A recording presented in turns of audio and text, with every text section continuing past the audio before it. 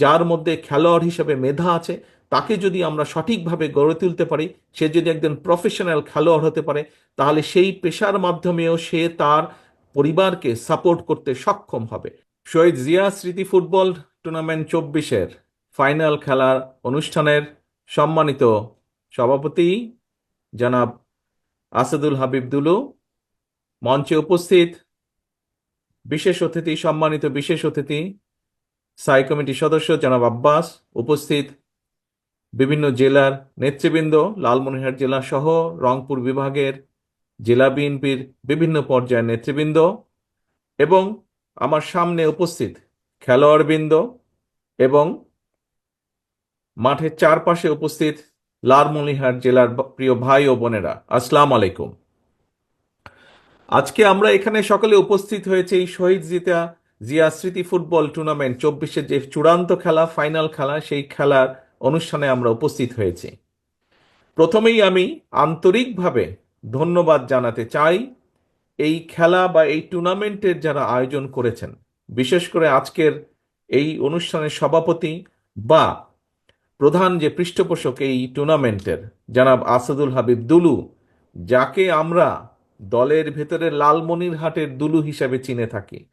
সেই দুলুকে আমি আন্তরিকভাবে ধন্যবাদ জানাতে চাই এরকম একটি সুন্দর একটি অনুষ্ঠান, একটি টুর্নামেন্ট আয়োজন করার জন্য। একই সাথে তার সাথে যারা কাজ করেছেন সকলকে আমি ধন্যবাদ জানাতে চাই। প্রিয় ভাই বোনেরা, সম্মানিত প্রিয় উপস্থিতিবৃন্দ, আজকের এটি হচ্ছে এই টুর্নামেন্টের ষষ্ঠতম আসর। এটা রংপুর, আমরা কম বেশি সকলেই জানি যে রংপুর বিভাগের যে 10টি রাজনৈতিক জেলা আছে আমাদের, সেই জেলাগুলো জেলা হিসাবে এই টুর্নামেন্টে অংশগ্রহণ করে থাকে এবং জেলা বিএনপি একাদশ নামে পক্ষে এবং বিপক্ষে খেলোয়াড়রা খেলে থাকে এখানে। আজকের এই খেলায় অংশগ্রহণ করছে, ফাইনালে এসে অংশগ্রহণ করছে রংপুর মহানগর বিএনপি এবং পঞ্চগড় জেলা। আমাদের রংপুরের শামু এবং পঞ্চগড়ের আমাদের আজাদ, তারা আশা প্রকাশ করেছে প্রত্যেকের অবস্থান থেকে যে জিতবে। দেখা যাক ইনশাল্লাহ কারা জেতে। প্রিয় উপস্থিতিবৃন্দ, প্রিয় ভাই বোনেরা, এই খেলাটি শুরু হয়েছে, এই টুর্নামেন্ট শুরু হয়েছে 2015 সাল থেকে। আমরা সকলেই জানি 2015 সাল ছিল এমন একটি সময়, যেই সময় বাংলাদেশ জাতীয়তাবাদী দল, বিএনপি, বিএনপির সকল নেতাকর্মী সমগ্র দেশের মানুষকে সাথে নিয়ে, গণতান্ত্রিক আমি মানুষকে সাথে নিয়ে, এই কয় মাস আগে যে পলাতক স্বৈরাচার, সেই স্বৈরাচারের বিরুদ্ধে আন্দোলনরত ছিল। সকল মতভেদাভেদ ভুলে আমরা সেই আন্দোলনকে এগিয়ে নিয়ে যাচ্ছিলাম, কিন্তু তার পাশাপাশি একই সাথে এই শহীদ জিয়া স্মৃতি ফুটবল টুর্নামেন্টও চলমান ছিল। বিএনপির নেতাকর্মীরা যেরকম সকল বাধা বিপত্তিকে উপেক্ষা করে আন্দোলনকে এগিয়ে নিয়ে যাচ্ছিল, ঠিক একইভাবে এই স্মৃতি ফুটবল টুর্নামেন্টের আয়োজক বৃন্দ যারা, এটা যে প্রধান পৃষ্ঠপোষক আসাদুল হাবিব দুলু, তার নেতৃত্বে এই টুর্নামেন্টকেও সকল ভেদাভেদ ভুলে, সকল বাধা বিপত্তি, স্বৈরাচারের সকল বাধা বিপত্তিকে উপেক্ষা করেও এই টুর্নামেন্টকে চলমান রেখেছে। প্রিয় ভাই বোনেরা, সম্মানিত উপস্থিতিবৃন্দ, আজকে এই মাঠে যেমন খেলা হচ্ছে, আবুল কাশেম মহাবিদ্যালয় মাঠে, এই মাঠে আজকে যেরকম এই ফুটবল টুর্নামেন্ট হচ্ছে, আমরা একটু পরেই ফুটবল টুর্নামেন্ট দেখব। কিন্তু টুর্নামেন্ট শুরু হওয়ার আগে আমরা আরেকটি ইভেন্ট দেখেছি, কিন্তু সেটি হচ্ছে জল তরঙ্গ সাংস্কৃতিক যে গোষ্ঠী, তাদের সাংস্কৃতিক কর্মীদের মাধ্যমে বা কর্মীদের দ্বারা আমরা সুন্দর একটি সংক্ষিপ্ত সাংস্কৃতিক অনুষ্ঠান দেখলাম। আজ এখানে বিশেষ অতিথি আব্বাস সাহেব, উনি বলেছেন যে এটি খেলার অনুষ্ঠান, আমরা রাজনৈতিক বক্তব্য রাখবো না। আমিও রাজনৈতিক বক্তব্য রাখতে চাইছি না, কিন্তু একটি কথা আমি আপনাদের সামনে আজকে তুলে ধরতে চাই। আমরা স্বৈরাচার মুক্ত করেছি দেশের মানুষ স্বৈরাচারকে বিদায় করেছে এই দেশ থেকে। এখন সামনের দিনে হচ্ছে দেশ গড়ার পালা। প্রিয় ভাই বোনেরা, বাংলাদেশে প্রায় 18-20 কোটি মানুষ। আমাদের দেশে বহু বহু মেধাবী ডাক্তার আছেন, বহু মেধাবী ইঞ্জিনিয়ার আছেন, বহু মেধাবী অন্য পেশার মেধাবী পেশার মানুষজন আছেন। বাট কিন্তু আমি মনে করি একজন রাজনৈতিক কর্মী হিসাবে এই দেশের একজন সন্তান হিসেবে, বাংলাদেশের সন্তান হিসেবে আমি মনে করি আমাদের শুধু মেধাবী ডাক্তার বা ইঞ্জিনিয়ার বা আর্কিটেক্ট থাকলেই চলবে না। আগামী দিনে আমাদেরকে অবশ্যই মেধাবী অর্থাৎ প্রফেশনাল খেলোয়াড় তৈরি করতে হবে, যা তৈরি করতে হবে আমাদের ভবিষ্যৎ প্রজন্ম তাদের ভেতর থেকে।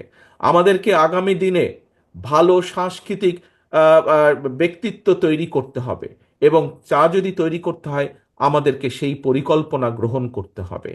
ইনশাল্লাহ আল্লাহর রহমতে বাংলাদেশ জাতীয়তাবাদী দল সরকার গঠনে সক্ষম হলে অবশ্যই আপনাদের এখানে অনেকেই আছেন যাদের মনে আছে যে শহীদ জিয়ার সময় নতুন কুড়ি নামে একটি অনুষ্ঠান চালু ছিল।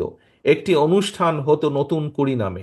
সেই নতুন কুড়ি অনুষ্ঠানের লক্ষ্য ছিল যে বাংলাদেশের যারা ভবিষ্যৎ প্রজন্ম তাদের ভেতর থেকে ভালো খেলোয়াড় হোক, ভালো সাংস্কৃতিক কর্মী হোক, ভালো বক্তা হোক, আহ, ভালো আর্টিস্ট হোক, এই প্রতিভাবান মানুষগুলোকে বের করে নিয়ে আসা।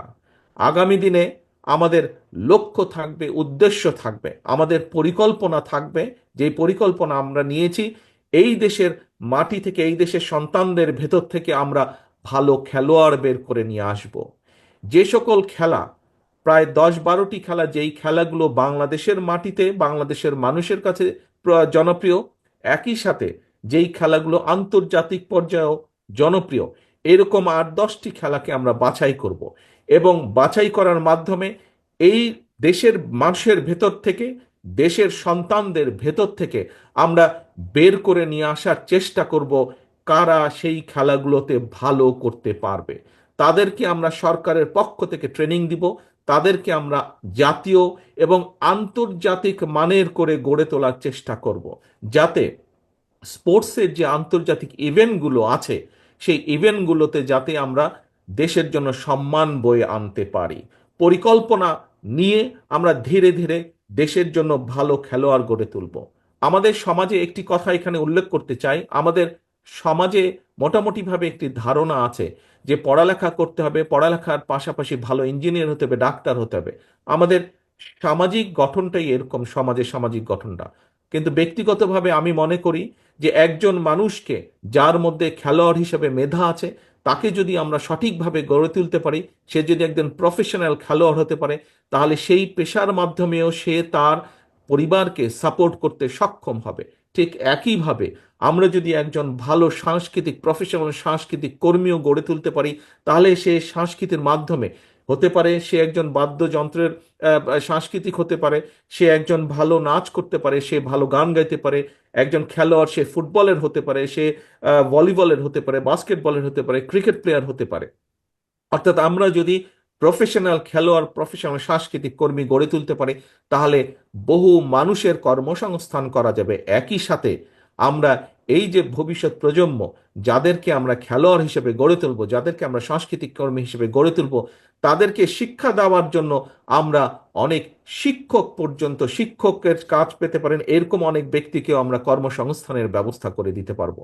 কাজেই আসুন, আজকে শুধু ডাক্তার ইঞ্জিনিয়ার আমরা গড়ে তুলব, মেধাবী ডাক্তার ইঞ্জিনিয়ার আর্কিটেক্ট গড়ে তুলব, পাশাপাশি আমরা আগামী দিনের জন্য আমাদের দেশের মানুষের ভিতর থেকে, ভবিষ্যৎ প্রজন্মের ভিতর থেকে যাতে আমরা প্রফেশনাল খেলোয়াড়, প্রফেশনাল সাংস্কৃতিক কর্মীও গড়ে তুলতে পারি, সেই লক্ষ্যে যাতে আমরা সফল হতে পারি, সেই প্রত্যাশা আমি আপনাদের সকলকে সাথে নিয়ে সেই প্রত্যাশা রাখতে চাই। পরিশেষে আমি আবারও এই টুর্নামেন্টের যারা আয়োজক, বিশেষ করে দুলু সাহেব সহ যারা আয়োজক, তাদের সকলকে ধন্যবাদ জানাতে চাই। এবং যে সকল জেলা থেকে এখানে একত্রিত হয়েছেন নেতৃবৃন্দ, আপনাদেরকে অনুরোধ করব, আপনারা আজ এখানে যা দেখে গেলেন, আপনারা দয়া করে চেষ্টা করবেন নিজ নিজ এলাকাতেও যেন এই ধরনের টুর্নামেন্ট অনুষ্ঠানের আমরা আয়োজন করতে পারি।